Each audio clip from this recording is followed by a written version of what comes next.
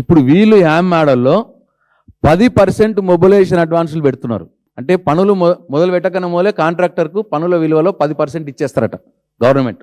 అంటే 1300 కోట్ల ఆర్ఎండ్బిలో ఇప్పుడు వీళ్ళు పిలిచిర్రు టెండర్లు, 13,000 కోట్ల టెండర్లు పిలిచిర్రు. ఇప్పుడు వీళ్ళు 1300 కోట్లు ఇచ్చేస్తారన్నట్టు కాంట్రాక్టర్కి మొదలే. పంచాయతీరాజ్లో 6,000 కోట్లకు పిలిచిర్రు, వాళ్ళు 600 కోట్లు ఇస్తారన్నట్టు. అంటే మొత్తం 1,900 కోట్ల రూపాయలు మొబిలైజేషన్ అడ్వాన్స్ కింద హ్యామ్ మోడల్లో కాంట్రాక్టర్లకు పైసలు ఇచ్చేస్తారు. ఎప్పుడు లేదు ఇది చరిత్రలో. ఇప్పుడు వీళ్ళు పెట్టిరు ఫస్ట్ టైం 10% మొదలే ఇచ్చేస్తారట. పాపము పనులు చేస్తున్న ఇప్పుడు ఇక్కడ ఎగ్జిస్టింగ్ లోకల్ కాంట్రాక్టర్లు ఎవరైతే ఉన్నారో పనులు చేస్తున్న కాంట్రాక్టర్లకు 1,200-1,300 కోట్ల బిల్స్ పెండింగ్ ఉన్నాయి. అవి ఇయ్యరట. కానీ 1,900 కోట్లు మొబిలైజేషన్ అడ్వాన్స్ మాత్రం ఇచ్చేస్తారట ఇప్పుడు కొత్త కాంట్రాక్టర్లకు. ఆల్రెడీ పనిచేసిన కాంట్రాక్టర్లకు పాపం వాళ్ళ బిల్స్ ఇవ్వరు. 2.5-3 ఏళ్ళు అయింది వాళ్ళకి బిల్స్ రాక.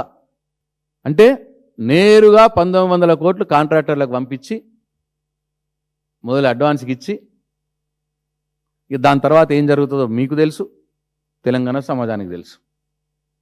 1,900 కోట్ల దోపిడీ ఈ దీంట్లో మొబిలైజేషన్ అడ్వాన్స్ పేరు మీద దోపిడీ.